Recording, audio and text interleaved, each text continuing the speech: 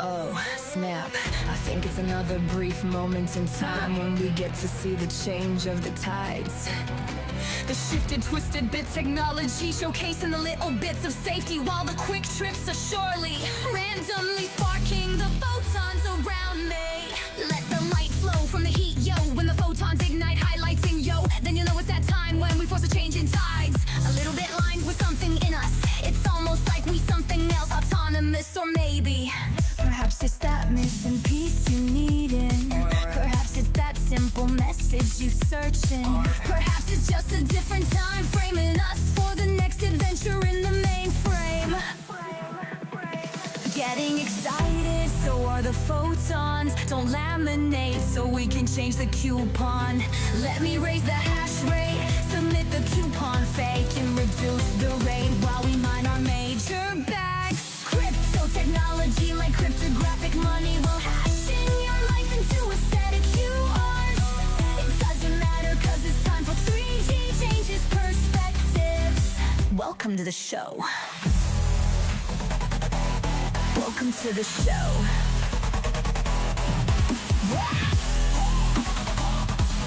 Welcome to the show. What up, everybody? Welcome to the show. It is me, 3D, and well, I'm glad to be trying this one more time. But before I actually jump in, do things, and blah blah blah, give me 1 second. Alright, I had to do a mic check. Alright, so I don't have a real good way of doing a mic check live on this show. Because I start talking and I just start talking. I don't really pay attention to things. So. And I have a piece of technology that's supposed to show me how loud I am on your guys' end. We found out from yesterday there's actually something wrong with it. And if it's able to receive any amount of information, it doesn't actually understand the difference between soft and loud. So I have to work on the amplitude systems on that. But hey, we're in today, guys. Okay, is it going to be doing this all day? Hello. Hello, hold on a second.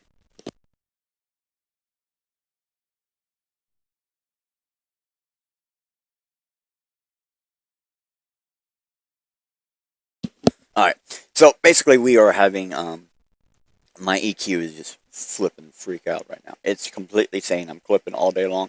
So anyways, let's just get into it. Alright, so you see the episode title, Can Orange Save Bitcoin? The last few episodes, we basically went over the bit 361 and the possibility of quantum resistance within binary machines. Because it's, theoretical, technically still only theoretical. And so then we also reviewed the NIST winning candidates for post-quantum cryptography, or PQC options. And then so today, we're going to put Bitcoin back into that mix of conversations and ask the question, well, can Orange help Bitcoin? And, that sounds a little bit strange, I know, but it's a true question. The last episode, we specifically reviewed some insanely expensive ways to actually attempt to sign PQC on-chain. On-chain BTC. But it takes 10 or more transactions with data stuffing done like crazy to just get somewhere with it. And it's, in my opinion, both versions are not really worth it. So today we're going to ask the harder questions about how or what Orange has to offer Bitcoin. Now, before I go any further, I got partnerships and sponsorships I'd like to thank.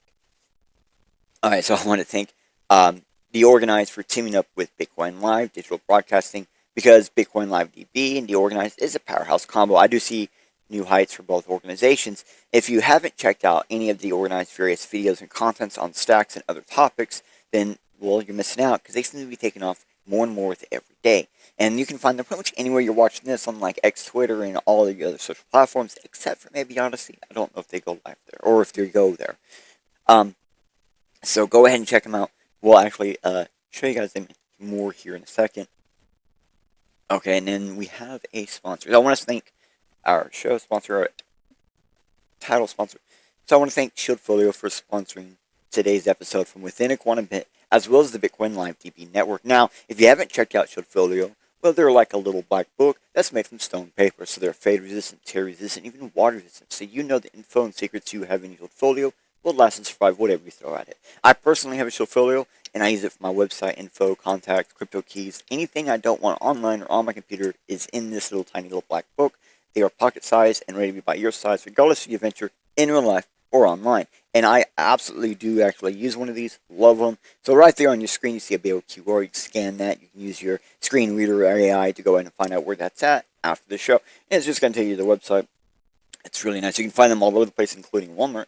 But if you're at their website, go ahead and get some stuff. They have a lot of neat options with this stone paper. Use Bitcoin Live 20 at checkout to get 20% off your purchase today. So now, before we go any further, let's roll in with roll-ins so we can roll in.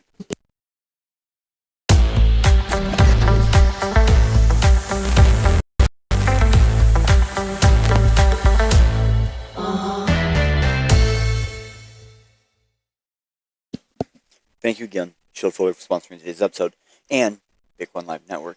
So, you'll see on the bottom of your screen, there's a QR, there's a lady freaking out, and it says Bitcoin Live 20. So, at any point in time after today's episode, just come back, scan that little one on the bottom of the screen, and you can go ahead and still take advantage of this offer. So, alright.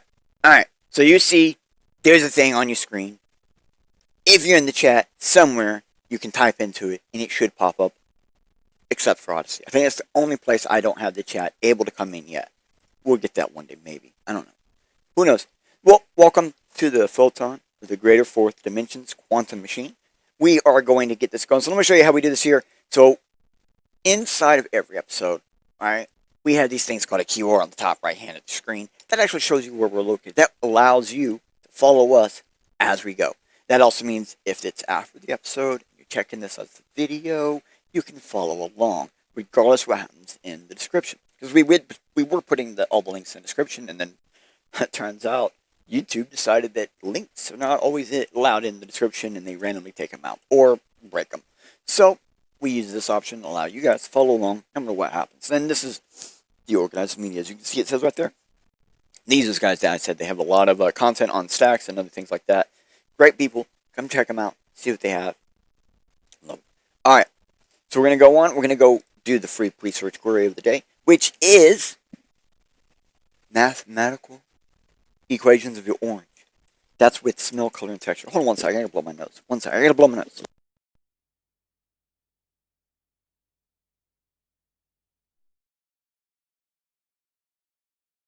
Now that I blew my nose and you guys had a second to read everything on the screen, because, I mean, there's a lot more here for you can actually come check this out later. So let me read what it says. Like always, I did not use this query in today's episode's research, but that doesn't mean we won't have overlapping links. If anything about today's episode actually interests you, use this free research query to go ahead and allow you to jump down your next rabbit hole. This is just for fun, whatever. But this one, it's really just for fun. There's some neat stuff actually in here in this thing. I was looking through it. I was like, wow. Okay, anyways.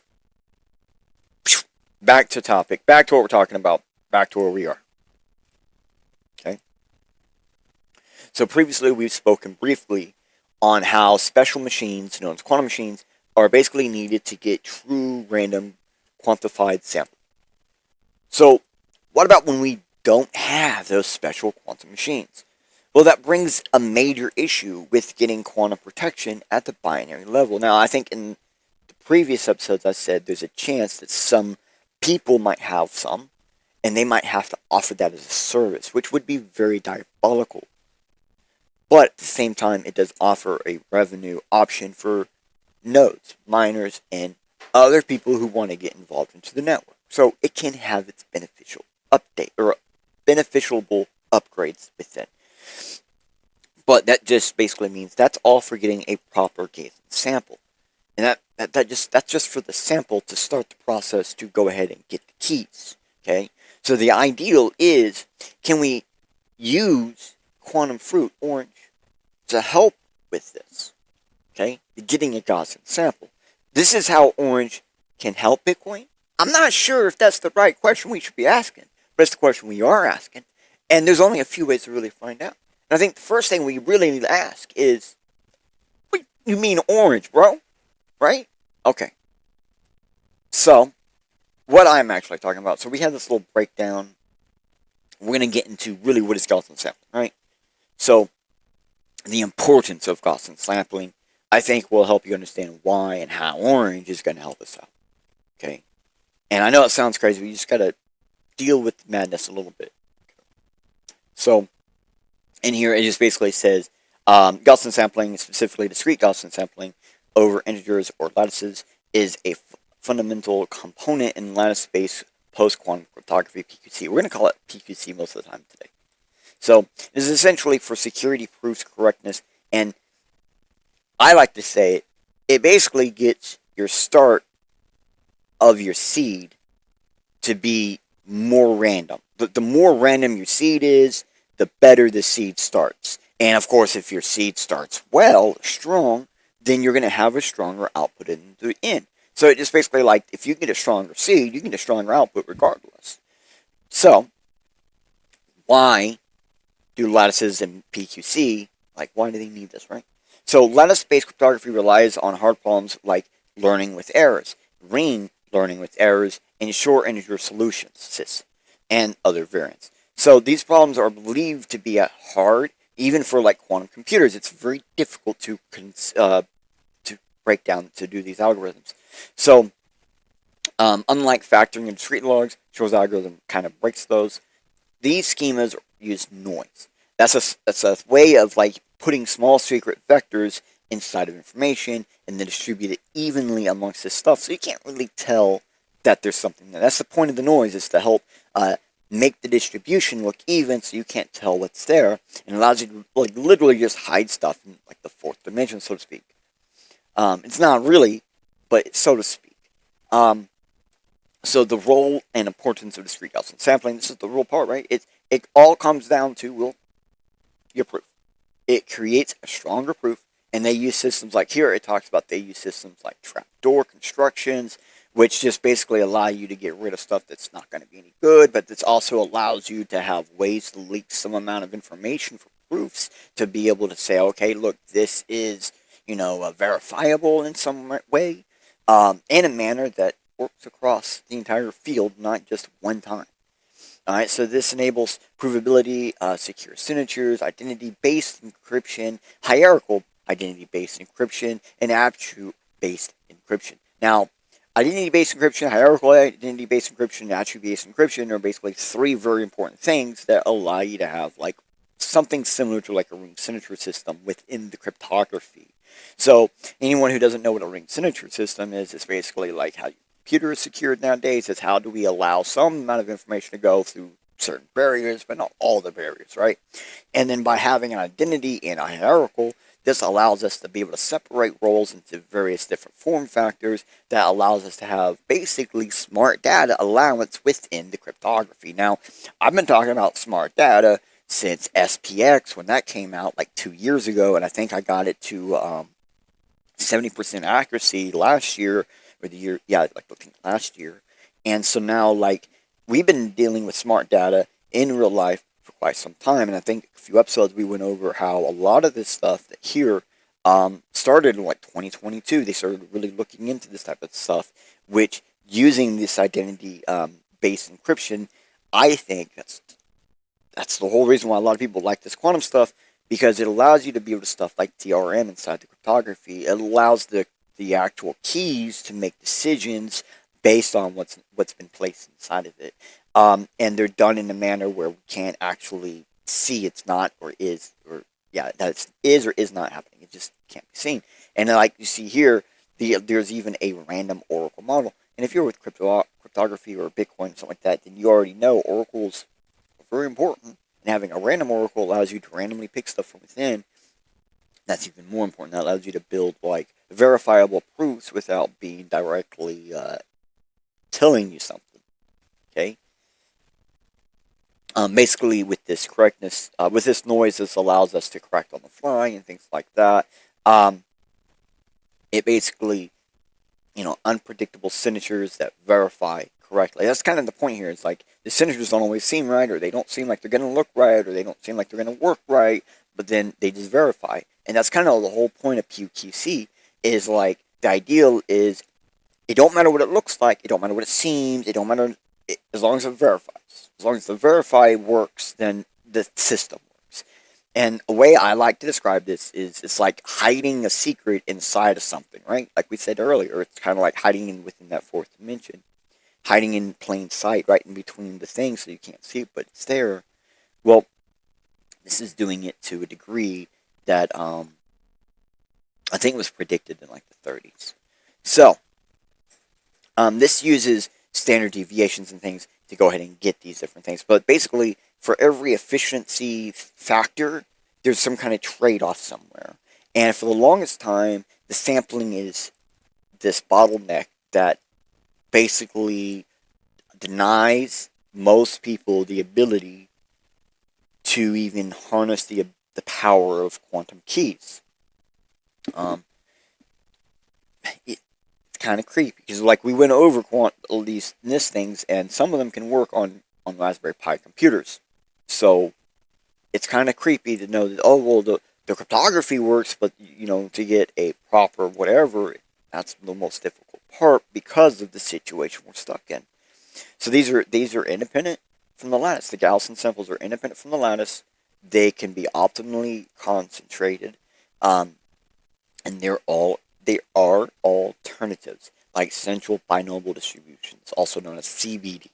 Okay, and we'll talk about those specifically. We're going to talk specifically about like discrete Gaussian sampling and CBD. Those are going to be two very specific ones we're going to talk about. Okay, so these have their challenges, right? We already kind of talked about some of them. The sampling really is an issue, right? But also how you handle all that data from the sampling.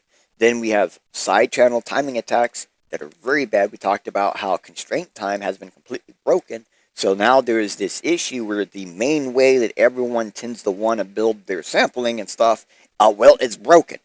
There's a way to actually attack that and then remove the entropy and the randomization basically completely, but it still looks like it's there. It's kind of creepy.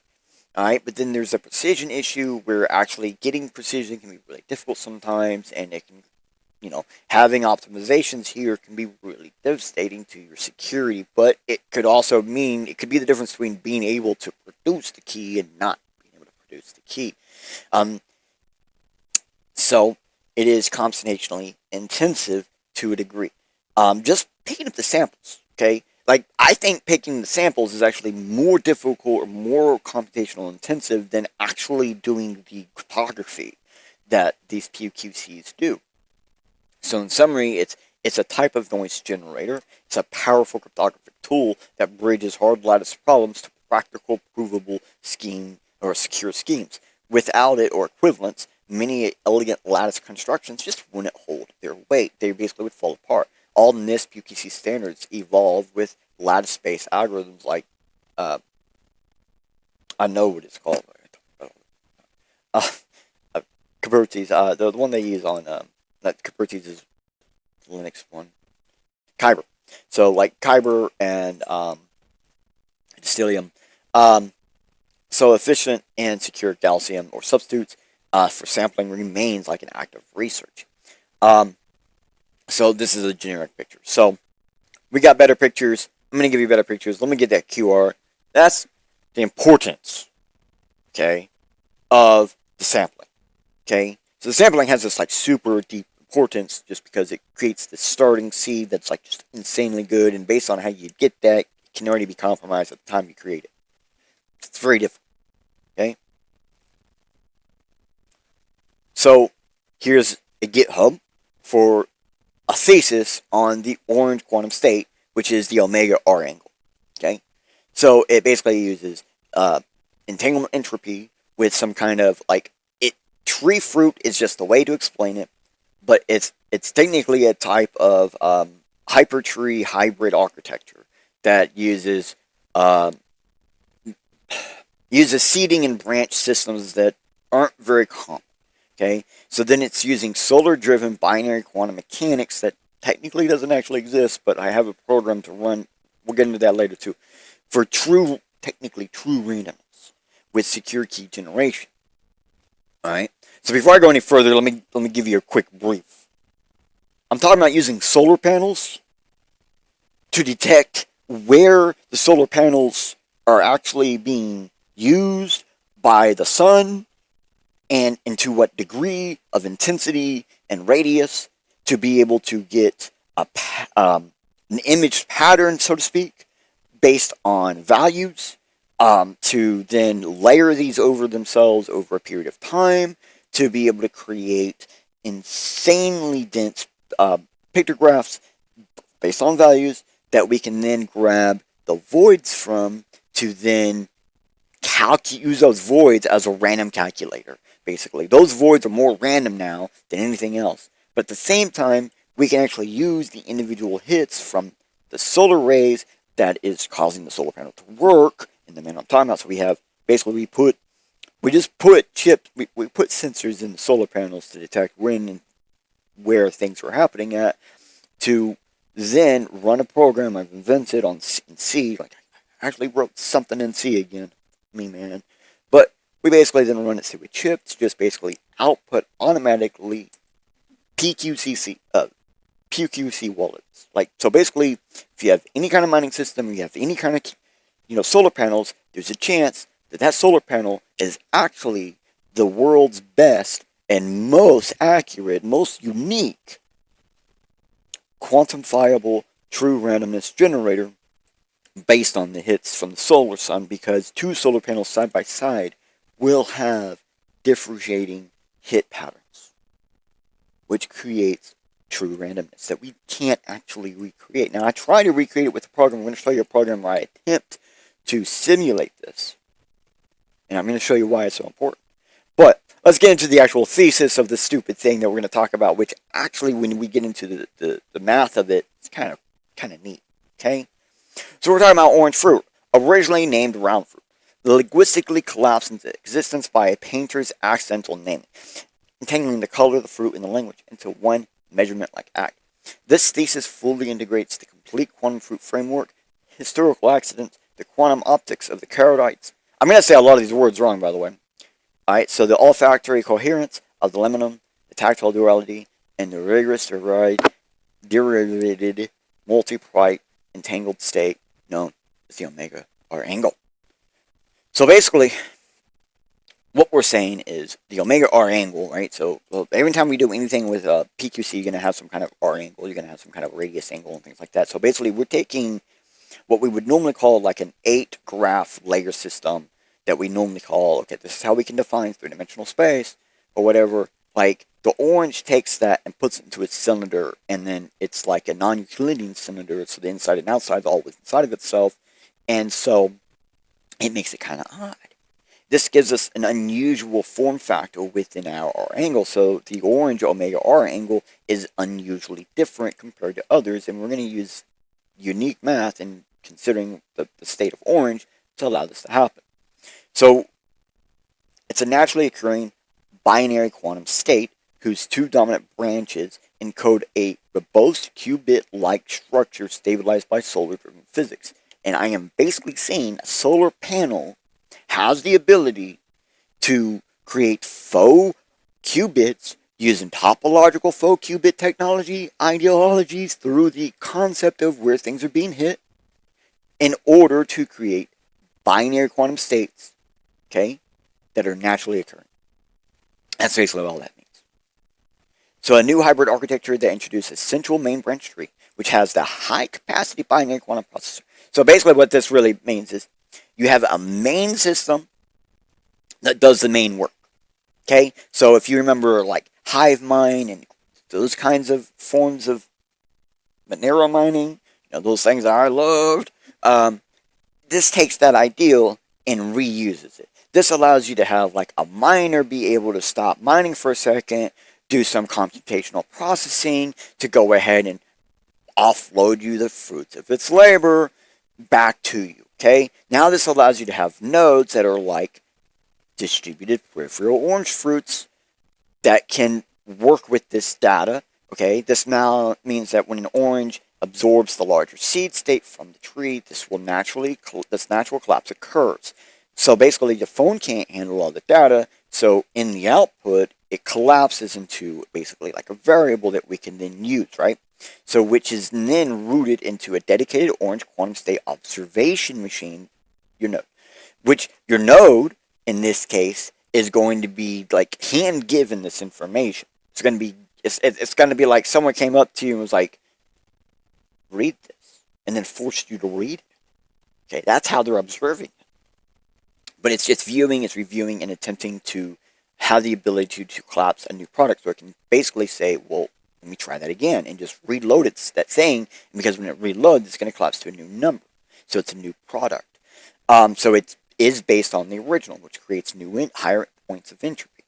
So then reseeding this back into the branch, even if it's a new collapse, especially if it's a new collapse, will actually create a higher amount of entropy within that branch.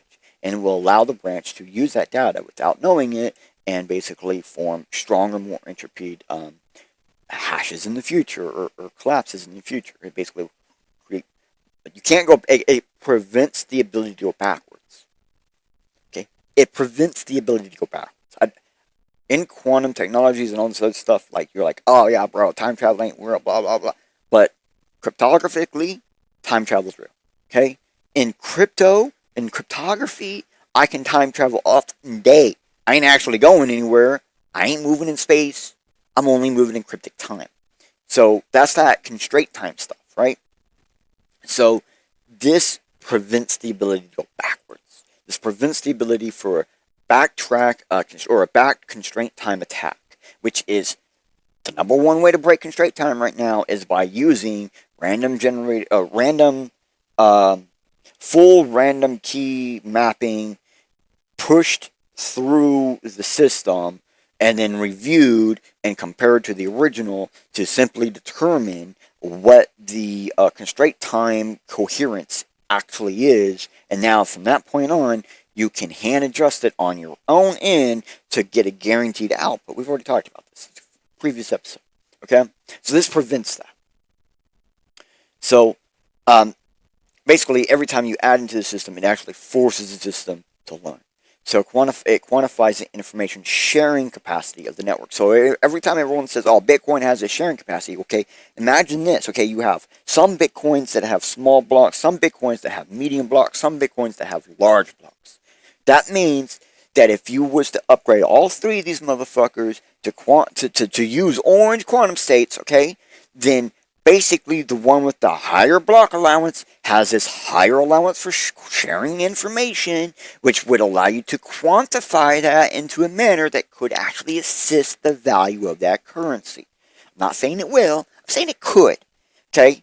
So, crucially, the solar mechanics inherent to the orange, the photon absorption itself, the molecular fluctuations, the environmental quantum noise that it creates, supplies this true quantum randomness that controversial binary quantum machines actually lack. This enables high-rate quantum random number generations for secure cryptographic keys. Closing the fundamental gap is isolated the gate model systems. The novel orange thus becomes the first edible sun-grown distributed quantum ancilia, a microscopic bioavailable template that retroactively redefines its own category while offering practical sunlight-powered assistance to binary quantum machines. Yes, I actually had to look up some of those words to put them in. I didn't know what these... I'd never heard of this before I used it.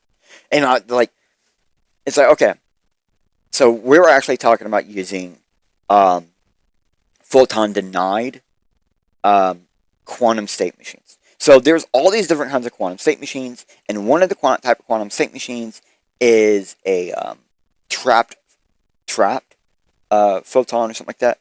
And I might be saying it wrong, it might be trapped proton or whatever, but it's a trapped thing.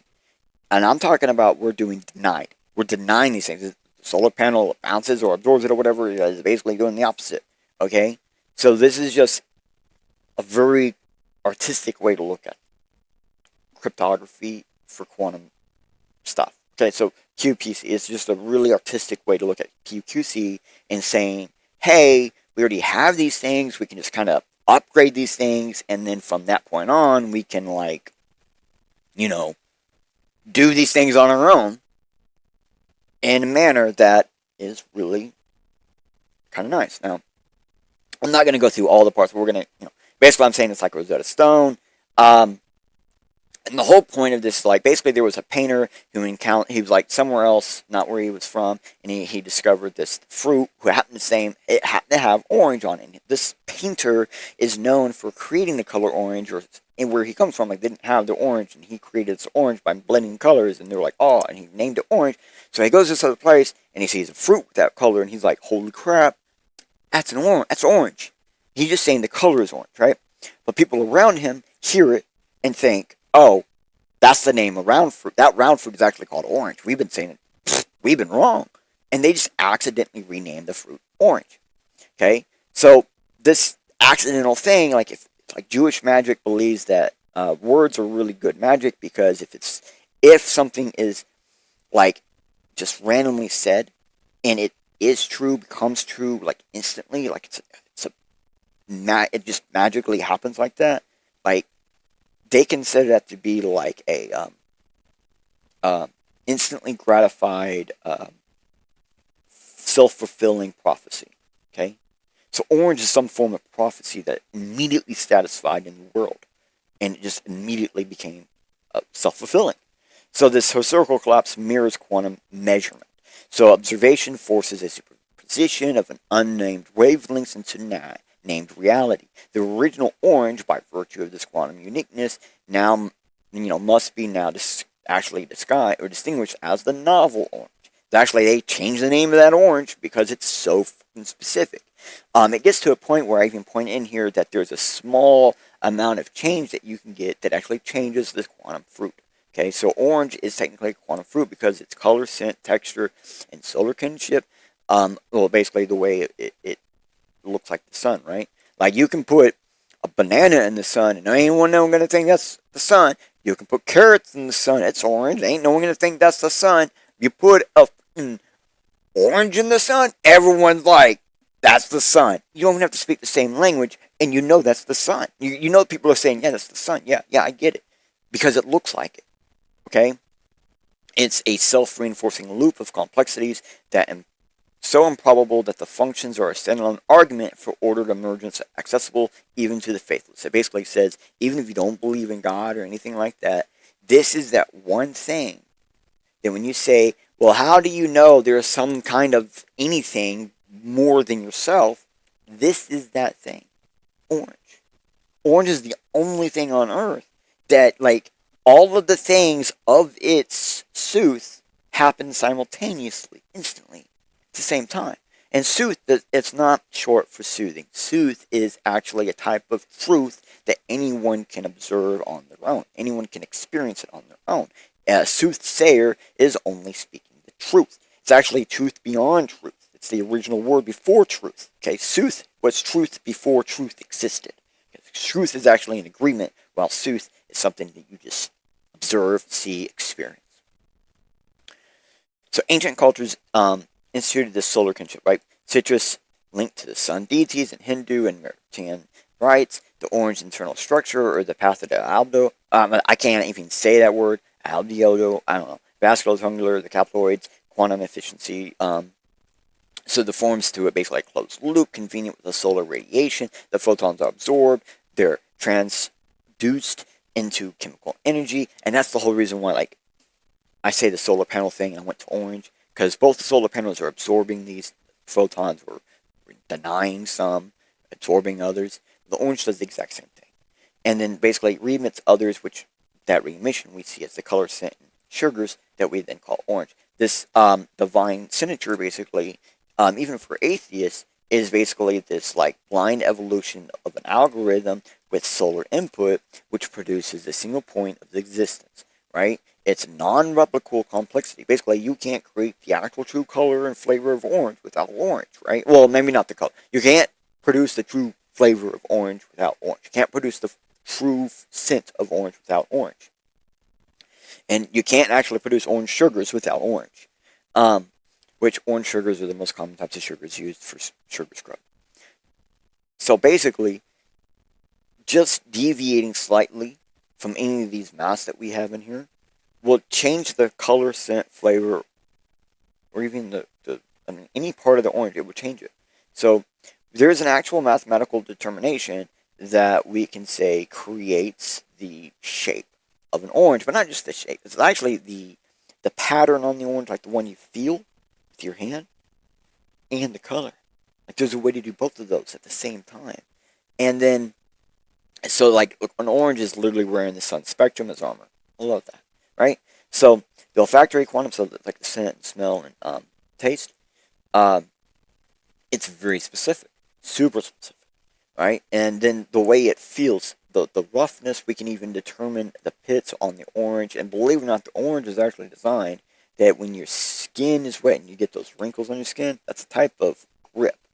Well, orange, because it has this rough but smooth texture, that rough but smooth texture is actually designed to work with wet skin. So all fruits that have this pit skin that when you touch it, it feels rough, but yet it seems smooth or looks smooth, or you remember it one way, but then you draw it another way.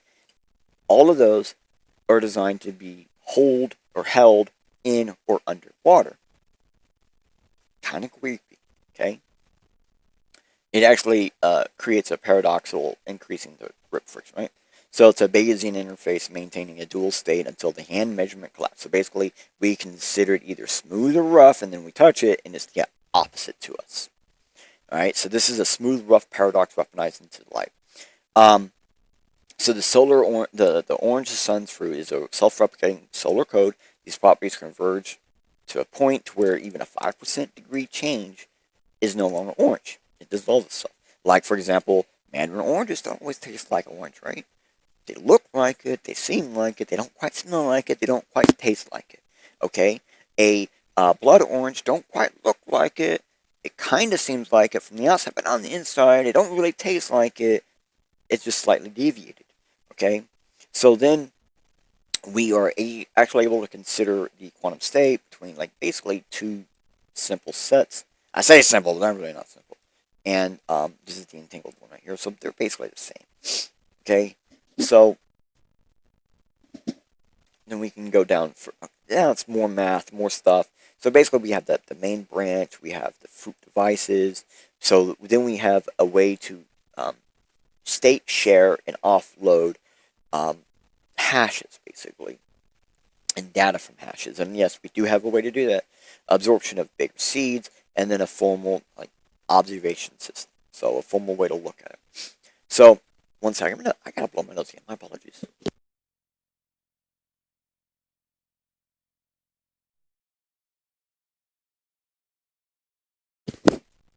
Alright. So, basically what I'm saying is, as these photons are hitting the solar panels, they create, like it says here, there's thermomolecular fluctuation, so we can see the change in the temperature right in that spot. We can see for how long that whatever was being affected, and this can allow us to gain information that we can use to create these little map things that we can then use that to determine different things, and we'll have a program to show you what that should look like. So basically I'm saying orange is nature's first distributed qubits. Alright? And again, we're talking about topological faux qubits. We're talking about fake qubits that do not actually exist, that we're using topological type qubit theory to consider the ideal of being possible to create at least keys, cryptography keys. That's a lot of words, right? A lot of words.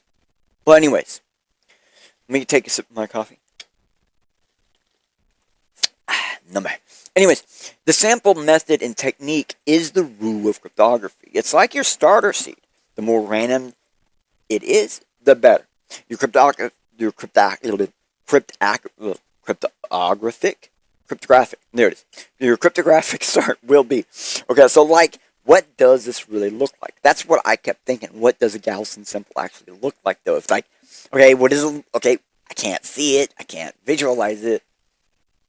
What does it look like? Right?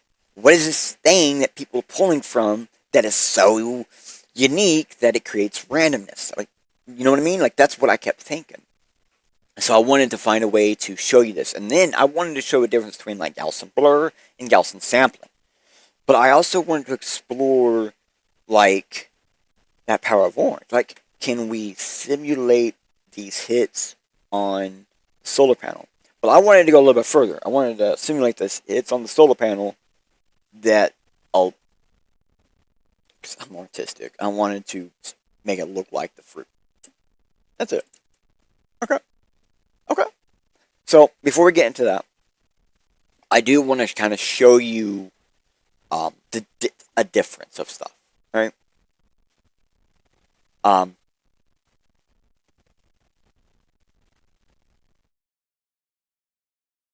okay, so this is what the blue one is discrete Gaussian sampling, and the orange to red one, or basically orange, is a CBD. It's a central binomial discrete sampling. So we can see the orange one is twice as wide as the blue one. So that's kind of the point here. See, the blue one is really smooth and really dense and compact. And when we pull from here, there's a chance other numbers are going to be right around that area. So it creates this randomness that once we know one piece of it, it's less random. It's like very much less random. And we can start to then pull information out of it, like, okay, where are my other seeds and all this other stuff. And then the other one, you have more room to breathe, so to speak. You also have more room for error. And that's the other thing. The more room you have, the more error you have. And, or error possibility, really. And so, I'm about to take that width and just make it extremely large. Extremely large. So here's another way to look at it. Okay? We got the blue, which is your Gaussian sampling, right? We got the orange, which is TBD. Then we got this mess. This is a simulation of what those hits would look like on your solar panel. Alright? And when you go through these simulations and stuff, like I don't have an actual solar panel in my house to test this. Basically, there is a heat map on your solar panel. Now, the heat map thing I've seen before, and basically throughout the day, some parts of your solar panel get more activity than other parts. So this map shows that activity layered on top of itself, and it kind of shows, hey, look, the center area of the solar panel probably gets the most, because that's where that's the highest point of the day. It's where we're getting most direct rays and all this other stuff. It's got the most intense hits with the most exchange from temperature and things like that. And it's like, oh, okay, so we're really able to. And if we take a sample from that center, well, guess what? That's going to be very similar to taking a sample from the center of somewhere between these two things. So it's somewhere in the middle of these two. It's not quite as wide as the CBD, but it's not as neatly packed, narrow as the discrete Gaussian sampling. So then we have this one. This is just a deterministic way of doing a sample. Alright, so remember I said it's like putting stuff in little pockets, blah, blah, blah. This is another way to look at it. Now, we're going to actually look at what these actually all are. Because I'm pretty sure you can guess. Traditional discrete Gaussian sampling. Standard binomial gas. Alright, here's fruit mapper G2 Gaussian entropy with raw bitmap. Okay, and here is the fruit mapper plus SPX QEC structured pattern. So this is the SPX QEC pattern system for cutting out low entropy. And this one here is an example of where most likely the lowest entropy points are going to be cut out from. Okay, and believe it or not, this block right here, this little black box, there's a little black box in the middle. That's right to the right. Might be the left on your side. I don't know what it looks like on your end. Right on one side of the greater than value in the white box. That's actually the most, like, that's the best spot to pull from. It really is. So, okay.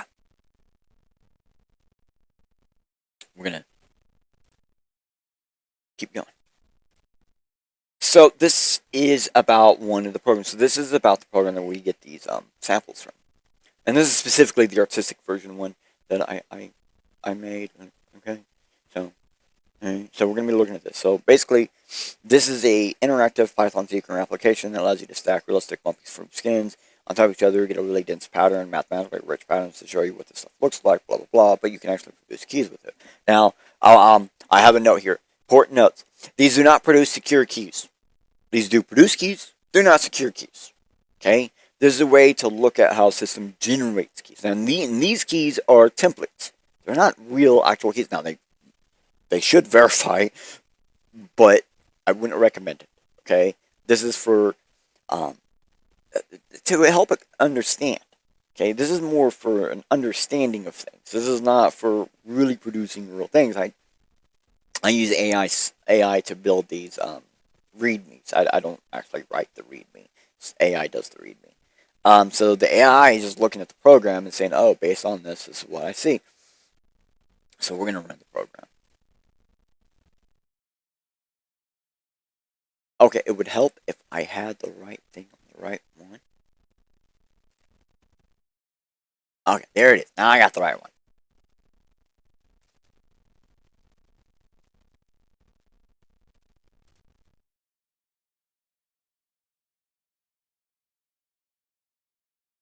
Haha. Alright.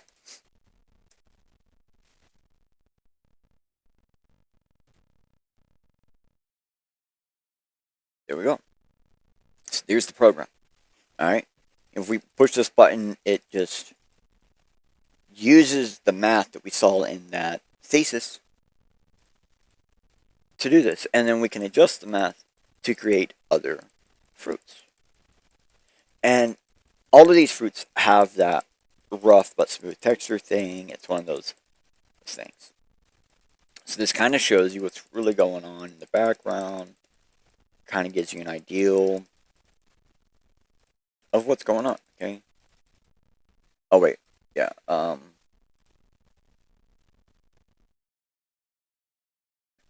we can even create our own. So, like, you can kind of play with how all this works. And then we can pick a color. Okay.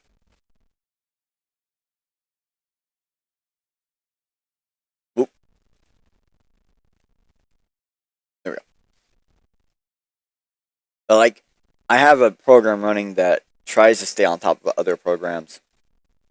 And so, I'm just trying to, like, keep everything above it. So, we can hit a button and generate these keys for us. We don't have to, mess with it. We can change the size of everything. All right. So we're gonna clear everything out. We're gonna set the opacity, and we're gonna make it a secure layer, and we're gonna hit some buttons. Right. So obviously this is doing stuff, right? Okay. So G1 and G2 are Gaussian samples. So one of them shows you. So G1 is a Gaussian blur, and G2 is an actual, like, crypto sampling. Okay? Let me see here. Okay. Use that. Use that. So I have a bunch of these little, just popping them up. We're gonna, okay. So this is, let me clear this out. So this is what Gaussian blur, how it works. See how it kind of affects a major section and the others kind of get less? This is how Gaussian sampling works. It's more of an even distribution of pulls. Very nice. And it very quickly creates a more dense pattern. Okay? So if I hit this button called key, it's going to generate keys. Using quantum fruit mathematics only. It is, and basically that's that whole process I explained with the solar panel, where you build over the maps over it, and you look for the voids, and use those voids positions to mathematically make that variables to then turn into binary, to then use that binary to scramble to create keys and do what you need to. It's creating that seed. There we go. There it is. We now have a seed done. Okay? Now, I have a way of opening these. See if it'll work.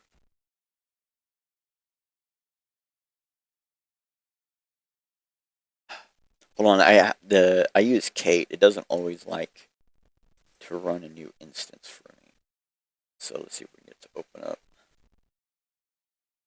No, it's not going to open it. I see you guys can see what I'm talking about, so I'm just going to move it into the screen. You guys won't see my notes, but...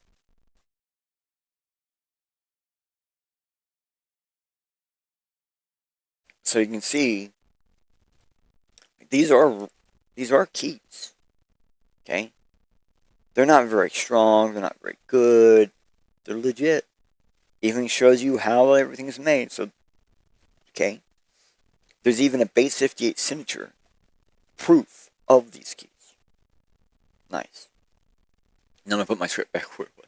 It's not actually scripted. I don't have scripts. I just have notes. All right. So that's the kind of keys it created. So you see the math stuff. They do something. The output does do something. The result just isn't very good. It could be way better. And, well, you know me, of course I made one that's even better. Alright.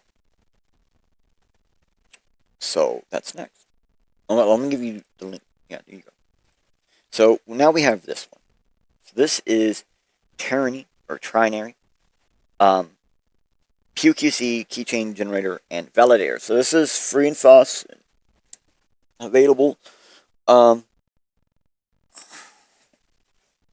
So, basically, because the current state that orange sampling by bitmapping is not secure, I went through the actual madness to generate my own sampling system completely from scratch, but still using the same basic concept from the orange sampling, just different maths. Alright? So, using my own sampling system, which I use my favorite system, epochs, to actually invent a random epoch sampling method for decoupling from the real epoch, using a methodology for creating cryptographic keys, using only on binary hardware with as little as 2 gigabytes of RAM. Yes, I'm looking at possibly on Raspberry Pi 3, you might actually be able to run this stuff and create cryptographic keys. Okay, Raspberry Pi 3, probably the 4th most common Bitcoin node for all Bitcoiners that I know of. And I say all Bitcoiners I know of, I mean all kinds of Bitcoiners. Even Bitcoin dark people use it. Alright? So,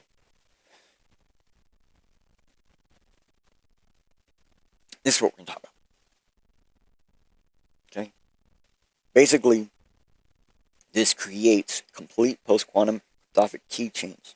Okay? This is a generator and validator. So it validates every key before it gives it to you. And then there's another validator system in here that uses NIST, whatever, validation, whatever, basically the NIST standard, to validate that it's proper. Okay? So it generates Falcon 512 and Ethereum 3 master and roll keys for a high entropy 6,000 trit. Now, if you don't know what a trit is, that's a trinary bit. Okay, that's a 3-point bit system. Okay, instead of bits are 2, trits are 3. So it's a 6,000 trit trinary seed. So the reason why I went with trinary, I love trinary. It's one of my favorite forms of programming. I want to get a trinary machine. I would love to get a trinary machine. I'd probably do stupid stuff because of it, but I love trinary. It's one of my favorite forms. Okay. Now, a trinary seed has a much higher entropy value than a binary seed. So getting a trinary seed allows you to have a higher entropy start. Higher entropy means that the randomness is more random. Okay, so this lets you actually cryptographically validate every key before use. The system we have set up. Okay, this is post-quantum secure algorithms. Yes, it does not use Sphinx yet. I worked really hard, and I put a lot of effort in this. And I want Sphinx. I love Sphinx. Sphinx, to me, Sphinx and Falcon are probably the best PQCs we have available to us. Besides, maybe if SPX worked fully, SPX would be just as good, I think, as Sphinx. SPX and Sphinx are very similar in how they build up their algorithms and their hashes. Okay? And I want Sphinx. I think that if you have a Sphinx signature with a set of roles that are basically like your ring 0 roles, they allow you to do like your actual transfer of wealth, your actual this, your actual that, and then you wrap those role signatures inside of a Falcon with different sets of roles, right? Then you can actually create this dualistic property where there's an automatic public signature of Falcon and a private signature of Sphinx. Alright, so in this same concept, we're using Ethereum 3 instead of Sphinx. I'm not happy about it. I want to use Ethereum 3 in a different way. But when I get Sphinx finally working, we'll get that in. But my point is, some of these things are not easy to do. I'm a person that loves cryptography. Like, if we go into my GitHub, I do nothing but find new ways to encrypt, encode, and just hide crap in the numbers. It's one of my favorite pastime hobbies. I have books upon books of just me writing ways to hide numbers. Love it.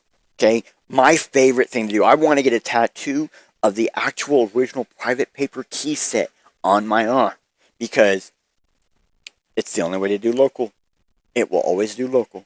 It's the only way to do private paper local. And so basically, there's a way to do local opening of these crypto keys, but getting these keys were some of the harder bits to do. And Sphinx, for some reason, I haven't been able to get fully secured and fully verified. I could get it, but I couldn't get secure. I could get it, I couldn't get it verified. It's like I couldn't get both at the same time. I could get one, but I couldn't get the other. So, the other thing I'm going to point out, this gives you private and public keys. There's a ton of systems out there that say, oh, post-quantum cryptography right here, blah, blah, blah, blah, you can really side with it. No private signatures. Sure, there's a lot we can do with PQC, just like we can do like on Bitcoin stuff without any private signatures. There's a lot you can do. Public extended is a very neat process for a reason, okay? There's no public extended on PQC.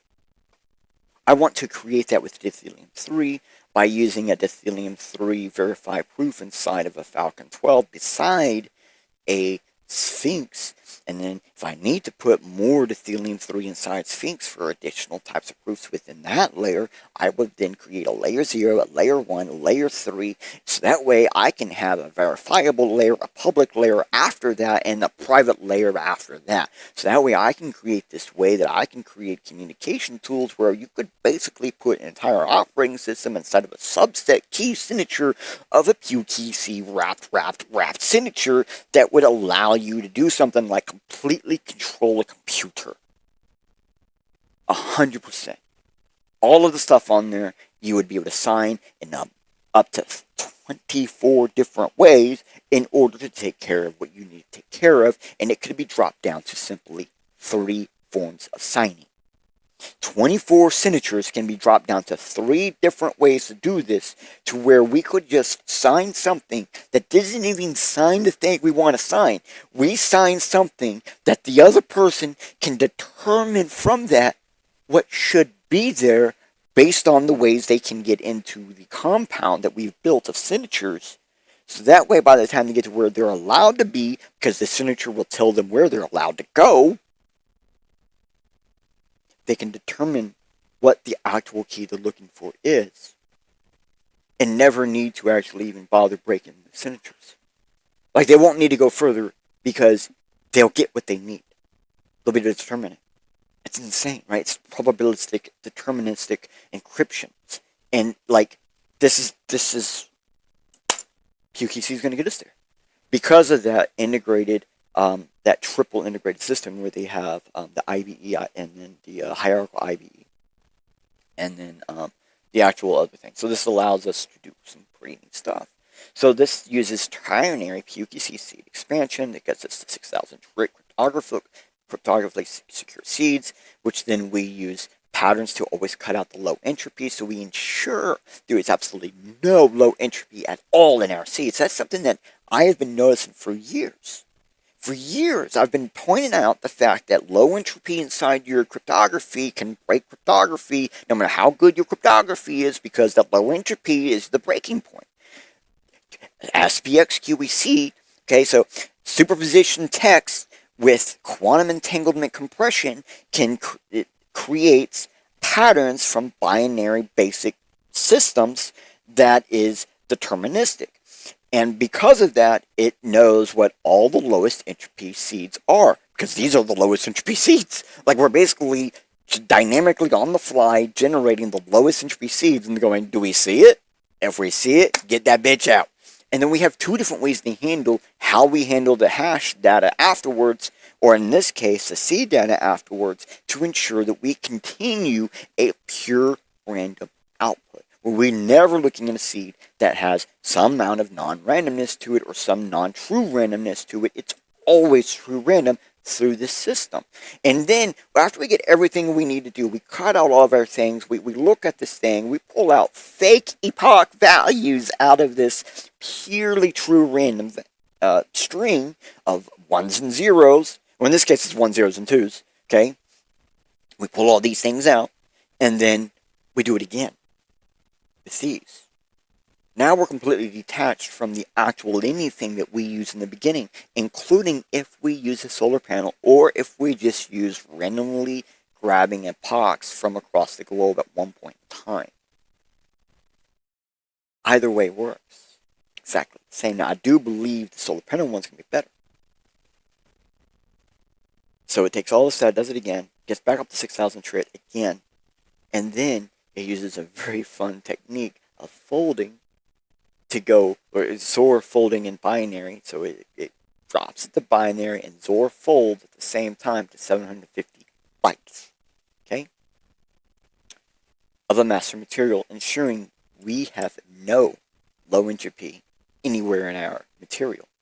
Now that material allows us to create 16 key pairs, full public and private. And it drops it directly into a specific folder that is intended for another program that this is actually invented for. Okay? So this is robust key validating. We have a robust key validator. This means that it doesn't just look to see if the template's right, look to see if the entropy is high. It actually attempts to sign and allows a real verification operation using an official library that NIST recommends for doing this, using NIST standards for validating my master keys and all of my role keys, tolerant to white space, new lines, and other minor formatting variations. This allows you to test your build before you allow automated drop generation of PQC keys, bro. Automatic. It's automated, okay? You've done it, you run it, it's done. You run it, it's done. You run it, it's done. This could be put down to a chip. This could be done automatively. Your solar panels could automatively create keys that you can sell that are so secure you can wrap them inside themselves and sell it to someone on the public street, and everyone watching you, everyone can steal that, and they ain't got a clue how to use it. Ain't got a clue. It's that good. Now, I didn't create the PQC. I just created the system that we are using now to allow binary machines to use that PQC at will. Okay? This allows you to use almost any machine as long as it's got 2 gigabytes RAM. Now, believe it or not, under testing, you can do this in 1 gigabyte of RAM. Under testing, 1 gigabyte of RAM, because we were within 0.2% of fill of 1 gigabyte of RAM. I'm really happy about that. I wish it was lower. I want to get this motherfucker down to like 16 kilobytes. But I think the actual true lowest point where you could probably maybe get this if you're using the solar panel system, 128 kilobytes of data. Now that's the biggest RAM chip you're going to need. Maybe a 256K so you can run 2 solar panels on one. Okay? I'm not talking a whole lot. I'm talking very little. But that expands out in this process. That expands out. The sampling expands out to nearly a gigabyte. Because the sampling is the hard part. I did that for you. Okay? And we didn't just write the code. Like, oh, no. Normally I would do this in JavaScript. I would Node.js this bitch. No. This is legit in C. Okay? This is C code. After I wrote the C code, I had 2 different AIs assist me in making sure that I didn't write bullshit C code because I haven't written C code in like 20 years. Okay? I haven't written actual C code since I was in high school. Okay? The last time I wrote C code was an automated program for my dad to be able to record what VHS tapes he was buying and purchasing, so he didn't purchase 2 VHS tapes of the same one because he accidentally bought Predator 2 twice and he got mad. So I wrote an entire program while I was in 10th grade for this man. And I think that was the last full program I wrote. Ever since then, I started doing databasing, and I did databasing for like half a decade to 8 years or so. Love databasing. It's my favorite type of stuff. Like, I like to take databases, and I like to encrypt them, and I like to make them really look fancy. It's fun. Okay, well, I did all the work for you guys. Okay, I'm only going to make this better. This is only going to get better from this point on. Okay? And we are talking some insanely fast systems. And I'm going to show you. I'm going to show you just how fast this really is. Okay? Just how fast this really is. Here it is. Okay? It's on the screen.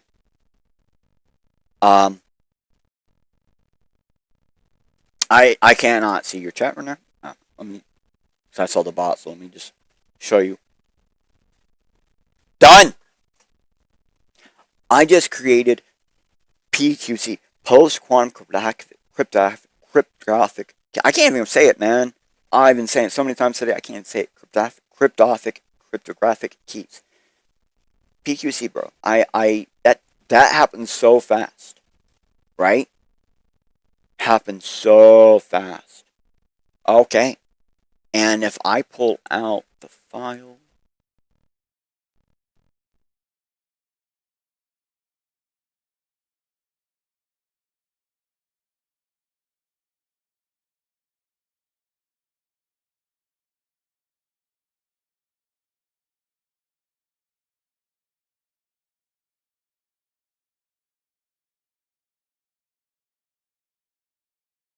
there it is.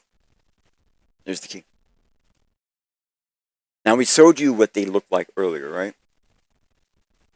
And I said, well, that's not a secure key. These are a lot more secure keys. These are actually real keys. See the difference? See the difference in size? See what I mean? When I say these are actually secure, and these have the ability to do things that people are not even fully aware of yet.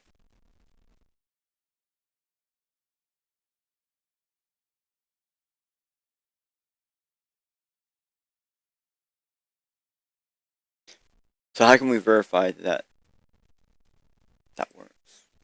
Well, if I pull this back down, we have this other program. It's validated robust. Okay.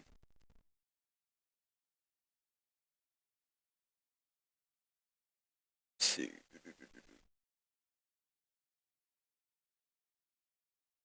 I don't have the run code for it. I forgot what the run code is for it. I had it up here yesterday. I completely forgot to bring it up today. You know, because accidents happen. Okay, so I got this here. So we got this. So I'm just going to go to that file, and I'm going to copy the location. I'm going to paste the location. And we're going to hit enter. Oh, look at this. All those keys are cryptographically valid. So it just basically checks that that folder or that file. It just checks that file and says, look, yeah, I can see we're testing. I can see this one we're testing. It's able to see all the roles, and it's able to verify. Awesome. So like you guys saw me do it live.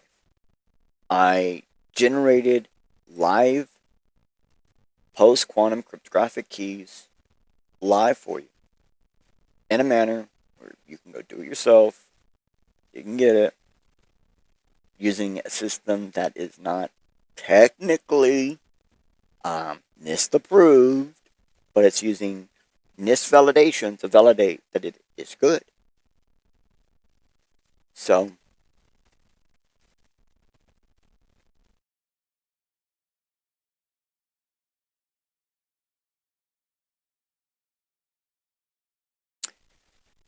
let me get to it. All right, Orange directly right now isn't able to help Bitcoin, right? But perhaps when we reuse the random epoch sampling with a more normal cryptography setup, and or we use that orange zest and punch from the solar panels, right? That maybe we can in the future. So now let's be honest for a second. The ideal of common machines building quantum secure keys isn't as far off as I initially made it seem last few episodes ago.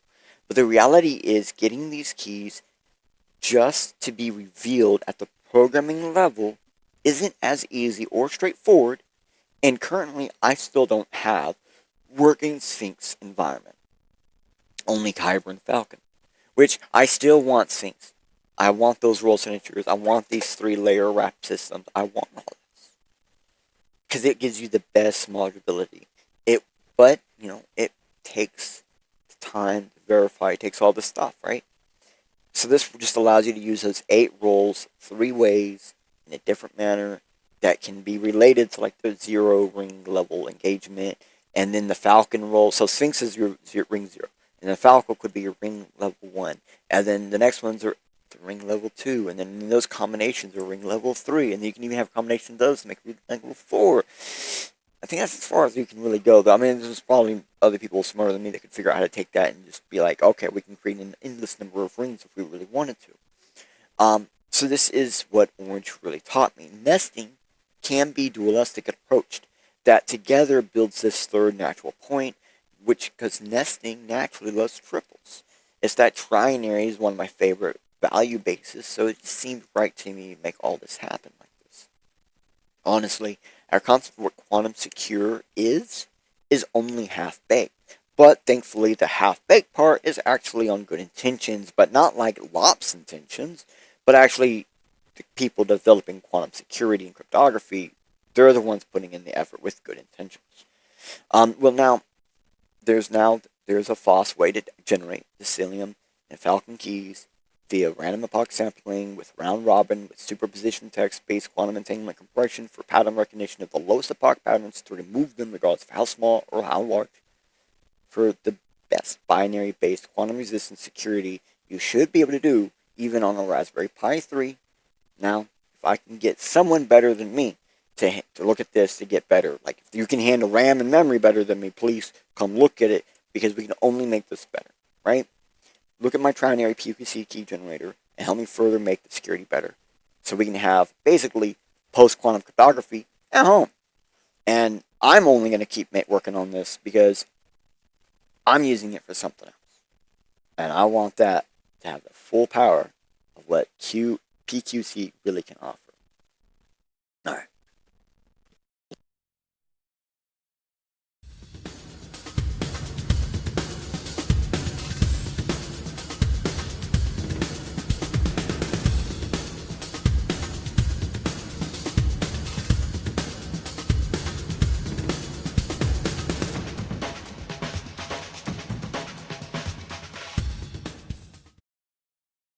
Yo, did you think you know? Did you think you hold? Did you think something new? That's the goal, to see from a new degree and get the change your mind needs to find something new. Life suddenly is easy for many, but when a wall appears, sometimes up is all you see. So let 3D guide to the side, yo, where there's a door though. Just be careful on your way out, for the first step is a do-see-do. A little bit Linus with something different, it's almost like he's something else. And regardless of maybe, perhaps it was that missing piece you was needing. Maybe it was that simple message you was searching. Definitely it's just in different time for defraying our mental mind state, separating us from our own mental mind tank. Boom goes the blast of thought. Boom goes the last spark with part. Boom goes the mental mind tank. Don't your perspective hit on the way out. Don't let your directive stop you when you doubt. Don't let the dire detection stop you from being getting excited, so the photons are delighted. Don't hesitate so we can line up the hash rate. Let me surmise the time, submit the rate, and reduce the fakes while we mine our major bets. Crypto technology like cryptographic money, while hashing your life into a set of QRs. It doesn't matter, cause this was 3D changes perspectives. Thank you for joining the show. Please return next time for a new role of perspective. Thank you for joining the show. Please return next time for a brand new perspective. Of perspective. Thank you for joining the show. Please return return next time for a brand new perspective.